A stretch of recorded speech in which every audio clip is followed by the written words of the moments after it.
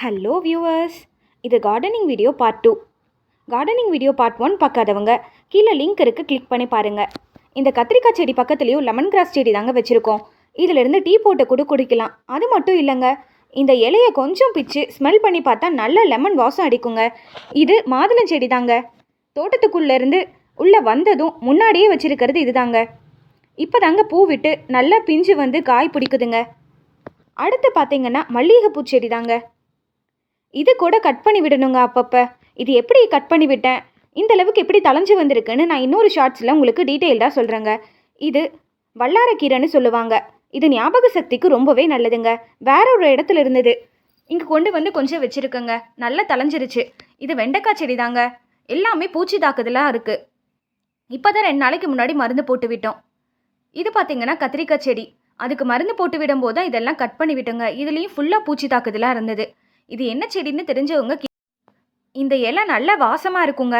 இதிலிருந்து எக்ஸ்ட்ராக்ட் பண்ணி ஆயில் கூட எடுக்கிறாங்க. அது என்னென்னு தெரிஞ்சால் கீழே கமெண்ட் பண்ணுங்கள். இது பார்த்தீங்கன்னா திருநீற்று பச்சிலைன்னு சொல்லுவாங்க. இதிலிருந்து தான் சப்ஜா விதை எடுக்கிறாங்க. இதோட பெனிஃபிட்ஸ் எல்லாமே ஒரு ஷார்ட்ஸாக நான் போட்டிருக்கேன், என் சேனலில் இருக்க, கிளிக் பண்ணி பாருங்கள். இது செம்பருத்தி பூ தாங்க. இதயத்துக்கு ரொம்பவே நல்லதுன்னு சொல்லுவாங்க. அது மட்டும் இல்லாத இந்த பூவை நல்லா காய வச்சு ஹேர் ஆயில் ப்ரிப்பேர் பண்ண கூட யூஸ் பண்ணிக்கலாம். இதோட இலை, அதுக்கப்புறம் பூ, இது எல்லாமே சேர்த்து நம்ம ஆயிலாகவும் யூஸ் பண்ணிக்கலாம், இல்லை ஹேர் பேக்காகவும் போடலாங்க. இது பார்த்தீங்கன்னா செவ்வந்தி பூ தாங்க. இப்போ 2 நாளைக்கு முன்னாடி கூட நான் பூவெல்லாம் பறிச்சிருப்பேன். பூக்கள் அறுவடை ஷார்ட்ஸில் போட்டிருப்பேன் பாருங்கள். அதில் எவ்வளோ பூ பறிச்சிருப்பேன் நீங்களே பாருங்களேன். அது போக இன்னமும் இவ்வளோ பூ இருக்குங்க. நாளைக்கு தான் இதெல்லாம் பறித்து சாமிக்கு கொடுத்து விடணும். இது இப்போ சீசனுங்கிறதுனால அடுத்தடுத்து பூ வந்துட்டே இருக்குங்க. இதை நான் சின்னதாக ஒரு 2 செடி தான் கொண்டு வந்து வச்சேன். வச்சு இப்போ 1.5 வருஷம் இருக்குங்க. இப்போ தான் பூ வைக்குது. அதுவும் எவ்வளோ பூ வருது பாருங்களேன். ஆரஞ்சு கலரில் பார்க்கவே அழகாக இருக்கு இல்லைங்க. உங்கள் வீட்டில் செவ்வந்தி பூ இருக்கா?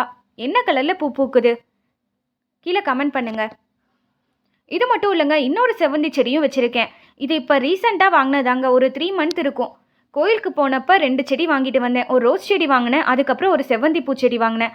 இது ஒய்லட் கலரில் பூ பூக்குங்க. இந்த பூ எப்போ வரும்னு ரொம்பவே ஆர்வமாக இருக்கேங்க.